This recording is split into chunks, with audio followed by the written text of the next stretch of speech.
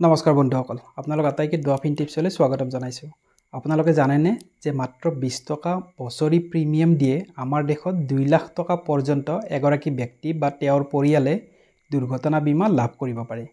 আজিৰ ভিডিঅ'ত আমি আলোচনা কৰিম আমাৰ কেন্দ্ৰীয় চৰকাৰে 2015 চনৰ 9 মে'ৰ পৰা পৰিচালনা কৰা PM সুৰক্ষা বীমা আঁচনি সম্পৰ্কে। এই আঁচনিখন অসমত কিদৰে লাভ কৰিব পাৰি, অনলাইন আৰু অফলাইন কেনেদৰে এপ্লাই কৰিব পাৰি, এই আঁচনিখনৰ বাবে এগৰাকী ব্যক্তিৰ কি যোগ্যতাৰ প্ৰয়োজন আৰু ক্লেইমৰ সময়ত কি ডকুমেণ্টছ প্ৰয়োজন হয় ক্লেইম কৰাৰ বাবে। আশা কৰোঁ আপোনালোকে স্কিপ নকৰাকৈ ভিডিঅ'টো শেষলৈকে চাব। যদি ভিডিঅ'টো আপোনালোকৰ বাবে উপকাৰী যেন লাগে ভিডিঅ'টো লাইক কৰিব, ভিডিঅ'টো শ্বেয়াৰ কৰিব আৰু অনুগ্ৰহ কৰি এনেকুৱা ইনফৰ্মেটিভ ভিডিঅ'ৰ বাবে আমাৰ চেনেলটো ছাবস্ক্ৰাইব কৰি ৰাখিব। তেন্তে বলক বহুত বেছি কথাৰ পাতনি নেমেলি আৰম্ভ কৰোঁ আজিৰ এই ইম্পৰ্টেণ্ট ভিডিঅ'টো। প্ৰথমে আমি জানি লওঁ আহক PM সুৰক্ষা বীমা যোজনানো কি। PM সুৰক্ষা বীমা যোজনা অৰ্থাৎ PMSBY হৈছে ভাৰত চৰকাৰে 2015 চনৰ 9 মে'ত আৰম্ভ কৰা এটা এক্সিডেণ্ট ইঞ্চুৰেঞ্চ স্কিম। এই স্কিমৰ মুখ্য উদ্দেশ্য আছিল একেবাৰে কম টকাৰ প্ৰিমিয়ামত সাধাৰণ জনগণক আৰ্থিক সুৰক্ষা প্ৰদান কৰা।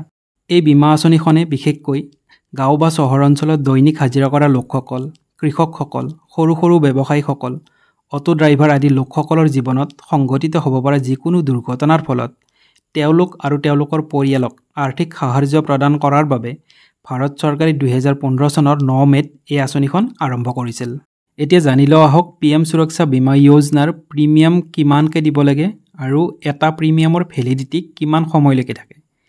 এই আঁচনিৰ প্ৰিমিয়াম বছৰি মাত্ৰ 20 টকাকৈ দিব লাগে আৰু ইয়াৰ ভেলিডিটি 1 জুনৰ পৰা 31 মে'লৈকে থাকে। মানে এবছৰত মাত্ৰ আপুনি 20 টকা দিব লাগে আৰু 1 জুনৰ পৰা 31 মে'লৈকে ইয়াৰ ভেলিডিটি থাকে।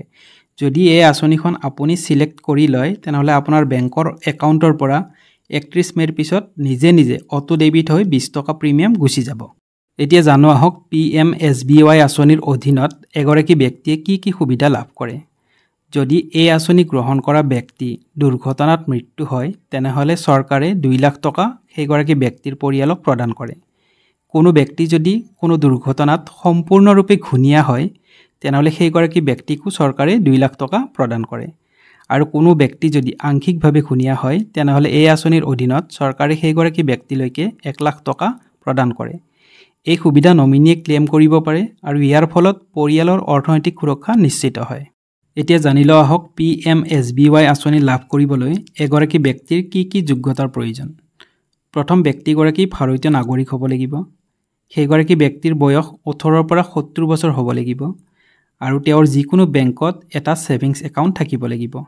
ছেভিংছ একাউণ্ট থকা যিকোনো ব্যক্তিয়ে PMSBY নিজৰ একাউণ্টৰ লগত লিংক কৰি ল'ব পাৰে আৰু এই বীমা আঁচনিৰ সুবিধা গ্ৰহণ কৰিব পাৰে।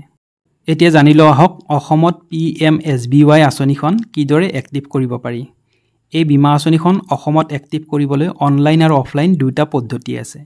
যদি আপুনি অফলাইন এক্টিভেট কৰে তেনেহ'লে আপুনি আপোনাৰ ছেভিংছ একাউণ্ট থকা বেংক বা পোষ্ট অফিচলৈকে যাব লাগিব। তাত গৈ আপুনি PMSBY এনৰোলমেণ্ট ফৰ্মখন ল'ব লাগিব আৰু ফৰ্মখন পূৰ কৰি জমা কৰিব লাগিব। লগত আপুনি আধাৰ কাৰ্ড, আপোনাৰ বেংকৰ পাছবুক আৰু আপুনি আপোনাৰ নমিনীৰ তথ্য দিব লাগিব।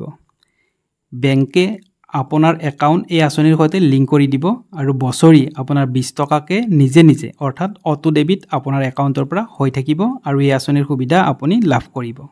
এই বীমা আঁচনিখন অনলাইন এক্টিভেশ্যনৰ কাৰণে আপোনাৰ নেট বেংকিং বা মোবাইল বেংকিং থাকিব লাগিব। যদি আপোনাৰ নেট বেংকিং বা মোবাইল বেংকিং আছে তেনেহ'লে আপুনি নেট বেংকিং বা মোবাইল বেংকিঙত গৈ আপুনি লগ ইন কৰিব লাগিব। তাৰপিছত আপুনি ইঞ্চুৰেঞ্চ ছেকশ্যনত PMSBY এনৰোল অপশ্যনটো বাছনি কৰিব লাগিব। তাৰপিছত আপুনি আপোনাৰ নমিনীৰ নাম আৰু একাউণ্টছ ডিটেইল দিব লাগিব। তাৰপিছত আপুনি এনুৱেল প্ৰিমিয়াম 20 টকা আপুনি কনফাৰ্ম কৰি ছাবমিট কৰিব লাগিব। যেতিয়া আপুনি ছাবমিট কৰিব আপোনাৰ ট্ৰেনজেকশ্যন সফল হ'লে বেংকে আপোনাক SMS বা ইমেইল যোগে কনফাৰ্মেশ্যন মেইল বা SMS কৰিব। অনলাইন আপুনি এই আঁচনি এক্টিভেট কৰাৰ বাবে SBI, PNB, Canara bank, axis bank, HDFC bank, ICICI bank আৰু আসাম গ্ৰামীণ বিকাশ বেংকত সুবিধা পাব। এতিয়া জানি লওঁ আহক এই বীমা আঁচনিখনৰ বাবে কিদৰে ক্লেইম কৰিব পৰা যায় আৰু কি কাগজ পাতিৰ প্ৰয়োজন হয়। যদি কোনো ব্যক্তিক এই আঁচনিৰ অধীনত ক্লেইমৰ প্ৰয়োজন হয় তেনেহ'লে তেওঁ বেংক বা নডেল অফিচত গৈ ক্লেইম ফৰ্ম ল'ব পাৰিব। নমিনীয়ে ক্লেইম কৰিব পাৰিব আৰু ক্লেইমৰ ফৰ্ম জমা দিব পাৰিব। প্ৰয়োজনীয় কাগজপাতিৰ ভিতৰত ডেথ চাৰ্টিফিকেট, ডিসেবিলিটি চাৰ্টিফিকেট, যদি প্ৰয়োজন হয় পোষ্টমৰ্টেম ৰিপৰ্ট, আৰু যদি এক্সিডেণ্ট কেছ হয় FIR কপি আৰু বেংক ডিটেইলছ দিব লাগিব।